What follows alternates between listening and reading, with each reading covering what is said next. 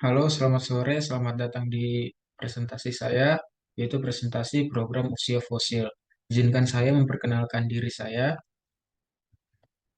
Nama saya adalah Alex Cinatra dengan NIM 22505820 TK 55377. Saya dari jurusan Teknologi Informasi di TTUGM 2022. Saya akan membacakan quotes dari salah satu fisikawan terkenal di dunia, yaitu Albert Einstein. Dia bilang begini, belajar dari masa lalu, hidup untuk hari ini, dan berharap untuk hari esok, gitu. Quotes yang sangat indah ya, bagus. Oke. Di presentasi pada kali ini saya telah memperkenalkan diri saya, kemudian saya akan menjelaskan tentang manfaat. Untuk apa sih usia fosil itu kalau kita bisa tahu juga gitu.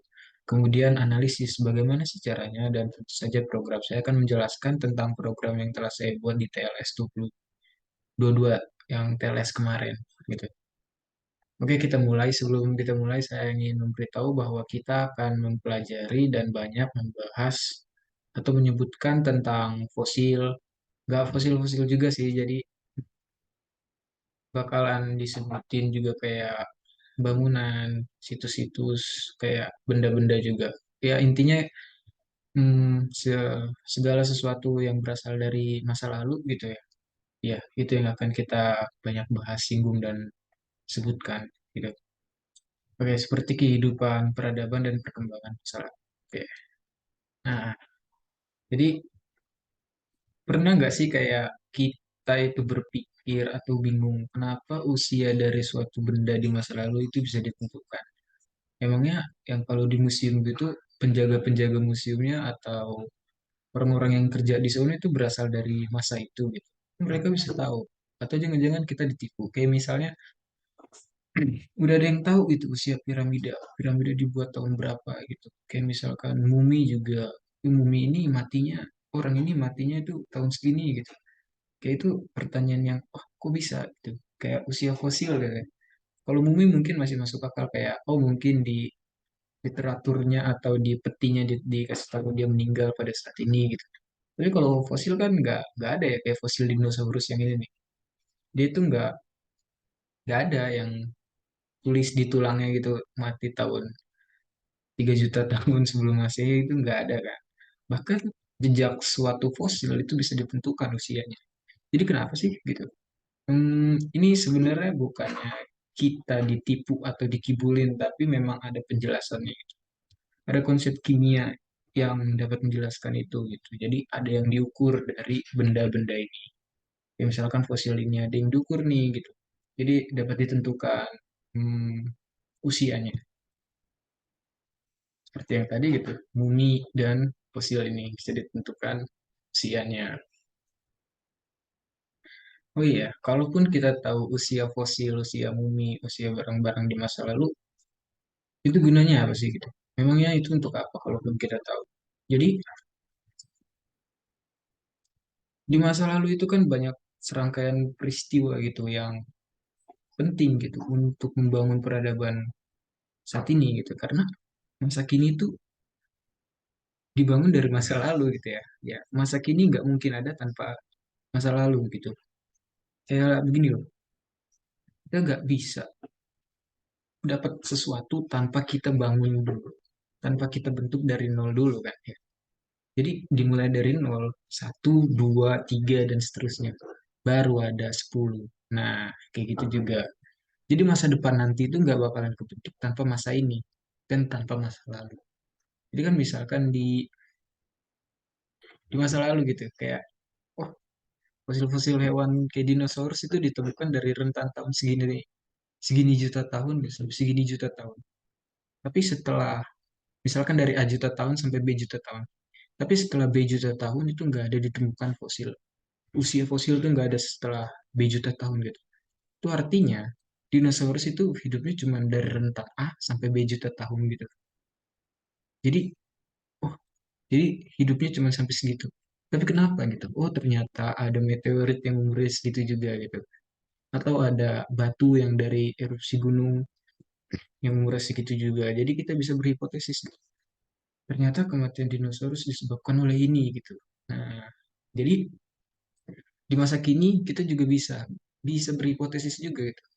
Manusia itu bisa punah kalau misalkan ada meteorit jatuh atau ada gunung yang bererupsi gitu.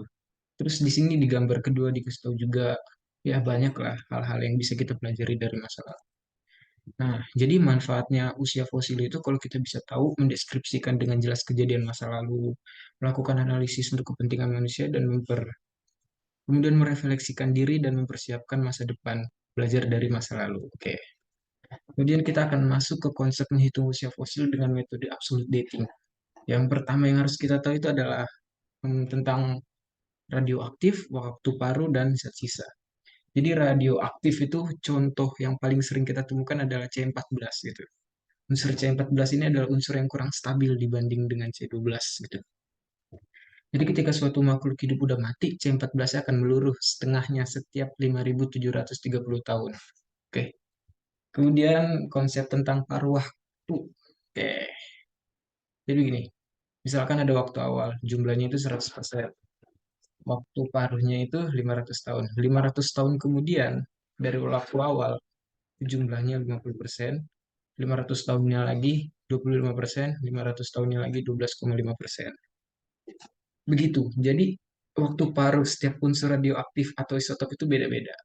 Nah, kita cari yang ada di makhluk hidup atau suatu benda gitu. Jadi nggak selalu C14, ada argon, ada nitrogen mungkin dan lain-lain.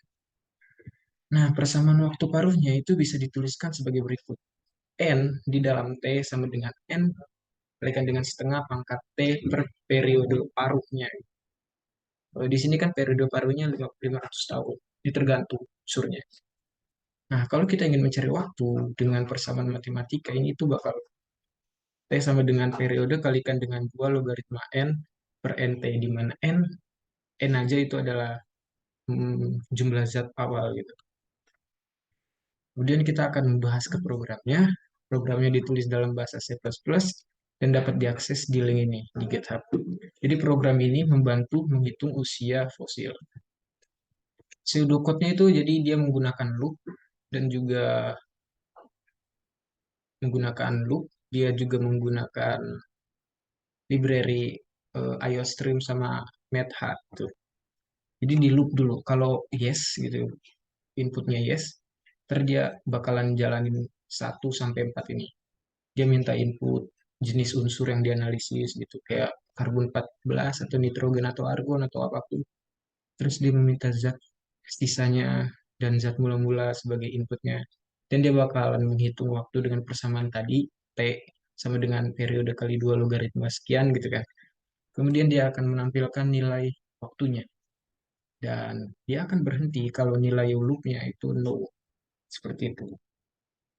Oke, ini demo programnya.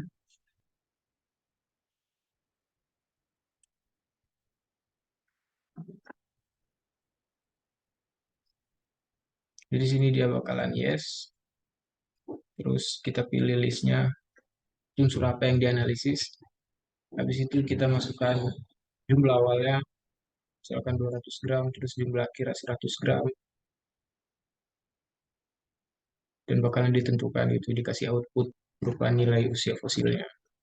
Ini kan masih yes, ntar kalau no dia bakal berhenti programnya.